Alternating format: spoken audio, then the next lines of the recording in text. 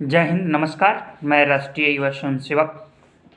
मैं आप सभी को ये बता दूं कि नेहरू युवा केंद्र संगठन में यदि आप कार्य करते हैं और राष्ट्रीय युवा स्वयंसेवक हैं, जो कि हमें नहीं बोलना चाहिए, लेकिन उसके बावजूद भी हम सच के सामने कार्य करते हैं, उसी के लिए मैं अपने दुख दर्द को आपके सामने रखने जा रहा हूँ।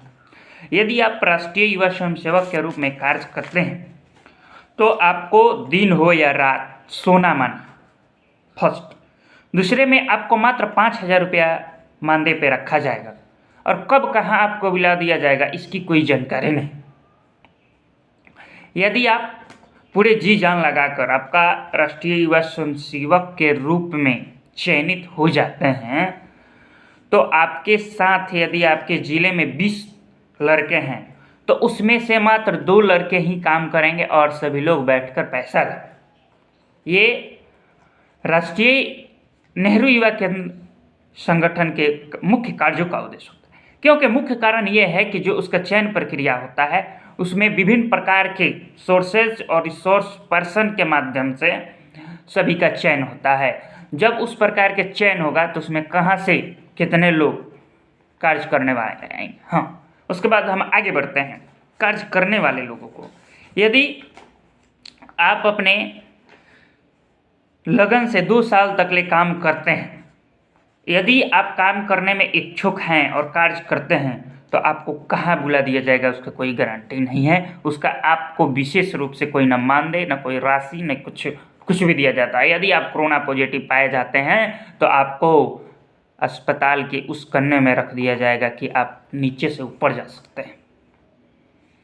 तो मैं आप सभी से बताना चाहता हूं कि यदि आप राष्ट्रीय युवा स्वयंसेवक हैं तो इसे अपनी आवाज़ के साथ अपने पूरे मंत्रालय को यह बताने की कोशिश करें कि हम राष्ट्रीय युवा स्वयंसेवक इसलिए नहीं है कि हमारा भविष्य 2 साल में आप बर्बाद कर दें और नेहरू युवा केंद्र को हमारे शक्ति के बदौलत उसको प्रोत्साहित करें और हमें बाबा जी का ठुल्लू दे दें। अब आइए मैं आप सभी को आगे की पहले मैं बता दूं, इसमें आप आवेदन करते हैं तो उस समय सीधे लिखा होता है कि आप पढ़ाई नहीं करते हैं। तो मैं बता दूं इस संपूर्ण भारत के वासियों को, जो व्यक्ति यदि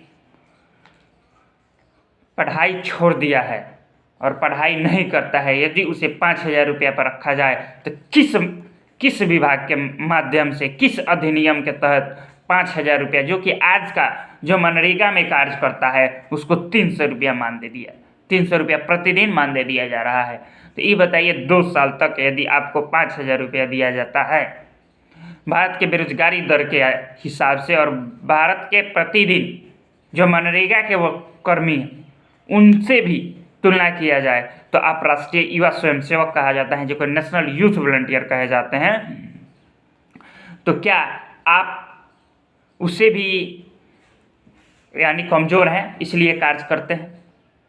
मैं आप सभी से ये बता देना चाहता हूँ कि यह राष्ट्रीय युवा स्वयंसेवक के रूप में यदि आपने 2 वर्ष कार्य किया है तो आपको भारत सरकार के माध्यम से या स्टेट सरकार के माध्यम से इनको सभी विभागों में प्राथमिकता देनी चाहिए। आज के समय में ऐसा कोई विभाग नहीं है जिसके योजना को क्रियान्वित करने के लिए सरकार की आवश्यकता है, लेकिन राष्ट्रीय युवा स्वयंसेवकों को इसलिए भर्ती किया जाता है कि नेहरू युवा केंद्र उसका ऊर्जा क्षमता संवर्धन एक तरफ वो कहता है कि आपकी क्षमता को विकसित करने के लिए रखा जाता है और एक तरफ कहता है कि आप जाएं और जाकर योजना को घुल मिला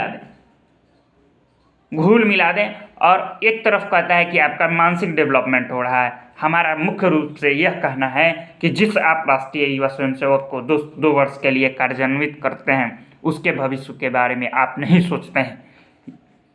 यदि आपकी 1% भी यदि उनकी सोच रहता तो वो उनको आने वाली सभी बिहार सरकार और भारत सरकार और प्रत्येक राज्य के सरकारों में इन राष्ट्रीय स्वयंसेवकों की भूमिका को और शारीरिक मानसिक जीवन यापन के नेहरू युवा केंद्र संगठन को यदि 1% भी जवाबदेही होती तो उनको भारत सरकार और प्रत्येक राज्य सरकार को एक पत्र निर्गत जारी कहता कि इनको इतना % आरक्षण के माध्यम से हमारे द्वारा प्रशिक्षित, हमारे द्वारा सभी योजनाओं के बारे में ट्रेनिंग किए हुए राष्ट्रीय युवा स्वयंसेवकों को आप अपने विभाग में प्राथमिकता दें और इन्हें नियोजन या नियुक्ति करने का प्रावधान। उसके बाद पढ़ाई छोड़े हुए मैं राष्ट्रीय युवा स्वयंसेवकों को जो बहाली होती है उसके बारे में मैं कर रहा हूँ। यदि राष्ट्रीय युवा स्वयंसेवक के रूप में वो कार्य करता है तो उन्हें नेहरू युवा केंद्र संगठन कहता है कि प्रत्येक विभाग में जाकर करें। उसके लिए नहीं उसके जिला स्तर के अधिकारी, नहीं राज्य स्तर के अधिकारी, नहीं केंद्र स्तर के अधिकारी एक लेटर भी नहीं लिखते हैं कि वो जाकर अपनी बातों को रख सके। उनके अपने काबिलियत के अनुसार अपने ब्लॉक में, जिला में, राज्य स्तर पर जाके अपना परिचय देना होता है और जो रिस्पॉन्स होता है सरकारी विभागों के अफसरों की वो तो भगवान जानते हैं। उसके बाद मैं आप सभी से कह दूं कि यदि आप दूसरे विभाग से काम करते हैं, यदि आपका कार्य सफल हो रहा है तो कोई बात नहीं। यदि आपका कार्य में कोई त्रुटि पाया गया तो आप ही जिम्मेदार होंगे। यदि मान लीजिए आप ब्लड डोनेशन करवा रहे हैं, ब्लड डोनेशन के उपरांत कोई घटनाएं हो सकती है, तो उस घटनाएं में यदि आप राष्ट्रीय युवा स्वयंसेवक हैं तो आपकी जवाबदेही बनती है जो उस घटना का जिम्मेदार आप होंगे, क्योंकि यह नाम है राष्ट्रीय युवा स्वयंसेवक। आप देश की सेवा कर रहे हैं। तो मैं राष्ट्रीय युवा स्वयंसेवक के रूप में जो लोग अभी फॉर्म भर रहे हैं और जो लोग कार्य कर रहे हैं, मैं सभी से आग्रह करता हूं कि यदि आप अपने भविष्य के चिंता करते हैं तो आप इसे अपनी आवाज़ बनकर इस वीडियो के माध्यम से देश की आवाज़ बने। मैं इस कड़ी में आगे आ रहा हूं। देखिए, यदि आप युवा मंडल का निर्माण करते हैं और प्रत्येक राष्ट्रीय युवा स्वयंसेवक का कर्तव्य दिया जाता है कि आप राष्ट्रीय युवा स्वयंसेवक के रूप में यदि कार्य करते हैं तो अपने साथ अधिक से अधिक युवा मंडलों का निर्माण करें। अब देखिए, यहाँ मामला किस प्रकार का राष्ट्रीय युवा स्वयंसेवक और नेहरू युवा केंद्र के माध्यम से फंसाया जाता है। आपको आदेश पे आदेश दिया जाता है कि आप अधिक से अधिक बनाएं। जब आप क्षेत्र में जाते हैं तो किसी अधिकारी के माध्यम से जानकारी नहीं रहती है कि मेरे 2 वॉलंटियर जा रहे हैं आपके प्रखंड में और ये कार्य करेंगे। तो वहाँ पे आप जाते हैं, अपने परिचय देते हैं, अपने मानसिक और शारीरिक विकास के रूप में कार्य करते हैं। सभी लोग मान जाते हैं, उसके बाद भी कहते हैं कि हम नहीं बनाएंगे, हमें क्या प्रॉफिट हो गया। अगर यदि आप कह देते हैं कि हम आपको विकास करेंगे, खेल का सामान देंगे, आपको प्रशिक्षण देंगे, आपको ले जाएंगे, तो आप तो कह दिए, उसके बाद वो कल से आपको फ़ोन करते हैं और आपके जो नेहरू युवा केंद्र संगठन है या केंद्र है या जिला स्तर के पदाधिकारी हैं उनके द्वारा आपको इग्नोर किया जाता है कि मेरे पास उतना समय उपलब्ध नहीं है, मेरे पास मटेरियल नहीं है, मेरे पास अकाउंटेंट नहीं है, मेरे पास कागज़ नहीं है, पेन नहीं है कि मैं उनका रजिस्ट्रेशन पत्र दे दूँ। और उधर से आपको ये कहते हैं और नीचे वाले भी आपको कहते हैं कि आप हमको रजिस्ट्रेशन करवाएं, आप हमें सर्टिफिकेट दीजिए। तो ऐसे प्रक्रिया में यदि आप अपने भविष्य को बर्बाद करना चाहते हैं तो आएँ। और एक तरफ मैं भी कहता हूं कि नेहरू युवा केंद्र वह संगठन है जिसके माध्यम से जुड़कर और राष्ट्रीय युवा स्वयंसेवक कार्य करता है तो उसका भविष्य अंधकार में जाता है। उसके बावजूद भी आपने युवा क्लब बना दिया तो उसका संचालन भी आपने जो राष्ट्रीय युवा वॉलंटियर है वो अपने माध्यम से करना चाहता है। तो यदि प्रगतिशील कर दिया तो नेहरू युवा केंद्र के संगठन के माध्यम से आप राष्ट्रीय युवा स्वयंसेवक को 2 साल के बाद निष्कासित कर दिया जाता है। अब क्या हुआ कि जो क्लब के लोग हैं, क्लब के लोग आपसे जुड़े हैं, अधिकारी से मिले, वो आपसे जुड़ा है, सभी लोग आपसे जुड़ते हैं, उनके कार्य आप करते हैं, तब तक ले आपका 5,000 भी मानदेय ख़त्म कर दिया गया। अब बताइए अब कहाँ जाएंगे? आपके पास जितने कम्युनिकेशन सिस्टम हैं, जितने लोग जुड़े हैं, सभी लोग आपको फ़ोन करेंगे और आपका पॉकेट काट दिया गया। अब बताइए आप क्या करें?